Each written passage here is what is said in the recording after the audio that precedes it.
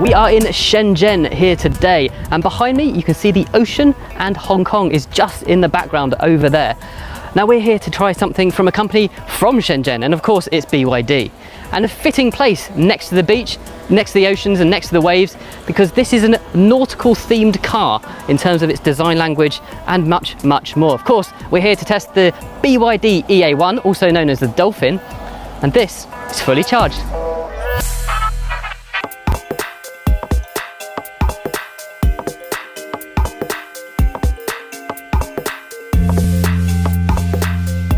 We are heading out, stop that ding dong.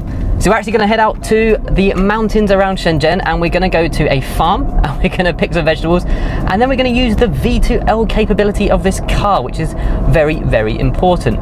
Now, this has some amazing stats, but it's very important for a number of reasons. The first being, this uses the Blade batteries. Now, you might have seen the BYD factory episode that we shot a few months ago where we saw the Blade battery. At that time, they weren't using that in all of their cars. Recently, they've announced that they're using that across their whole range, and that even people like Tesla are going to be using Blade batteries or similar technology from BYD in their cars. So it's very, very exciting for them to actually be able to share this tech. And this little city car, for a very reasonable price, also uses those Blade batteries. So just as a reminder, Blade battery is one of the safest in the market.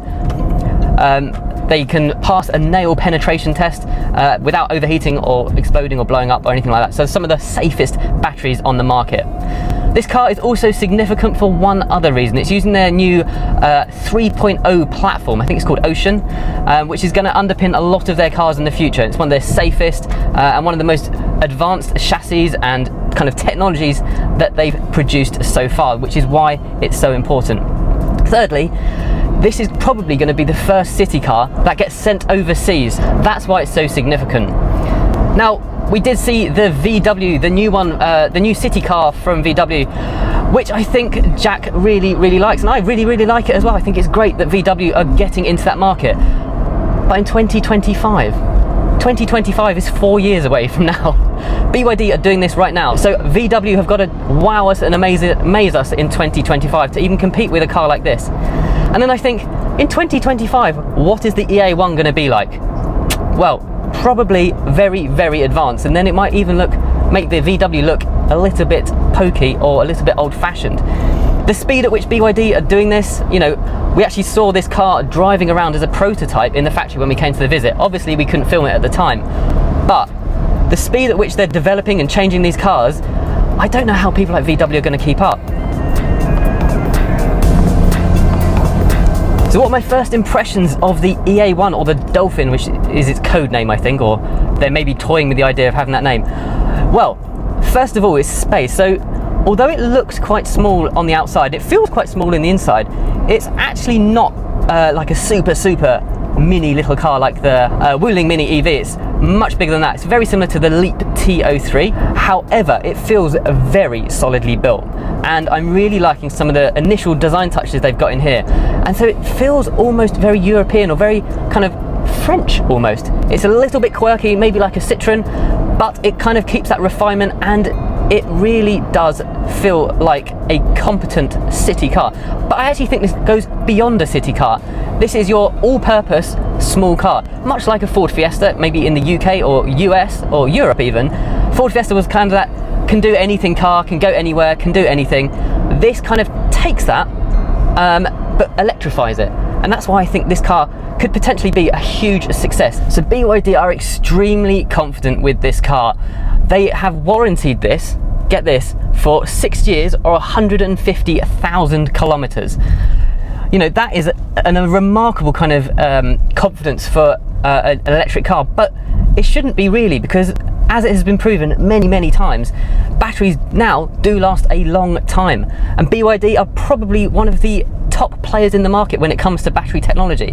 BYD are one of the few companies who do it all. So they know exactly what technology is going to work in their cars and how long it should last for. So there's a couple of other very neat features. Oh, mountains, lovely. There's another couple of really decent features in this BYD. One of them is that the fact it has PM 2.5 kind of filtration. So PM 2.5 is the really nasty pollution which gets deep into your lungs and into your bloodstream. It's very bad. It's what most of the pollution in China has been of recent years. It's much better now, but it's got the filtration system in here. It's not just an add-on that you have to pay for, it's kind of just standard in the car now. Again, we're seeing kind of those luxury features trickle down to the smaller city cars now to become a standard feature, which is fantastic. So they've got two flavors. One is a 30.7 kilowatt hour battery, and that gives you about 301 kilometers of range. And it goes up to 405 kilometers of range for the 44.9 kilowatt hour battery. It's remarkable that they're able to squeeze such a relatively large battery. I think about 45-50 kilowatt hour battery is actually pretty big. It's more than enough, really. And they managed to squeeze it in this kind of very compact car. And with battery density increasing and the price going down, cars like this, and with fast charging networks, say in China and in Europe, you really don't need that much more. But much like the Mazda that Robert drove a year ago, that has a very small battery, but it's very true. You don't need a 70-80 kilowatt hour battery for maximum range for all these journeys, because you're just carrying around a lot of weight and a lot of battery that you don't really need. Another feature of this car is the D-Pilot system. So that's kind of the autonomous driving mode. I think it's level 2 at the moment. But again, BYD really investing a lot of money into the self-driving tech. Now, perhaps not as much as some of the other manufacturers, such as NIO or XPeng, because you don't hear that much about it.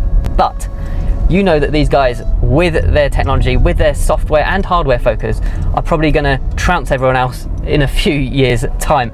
Now, it does have like the self-parking as well, which is a great feature should you need it. But in a car so small, do you really need self-parking? No, not really.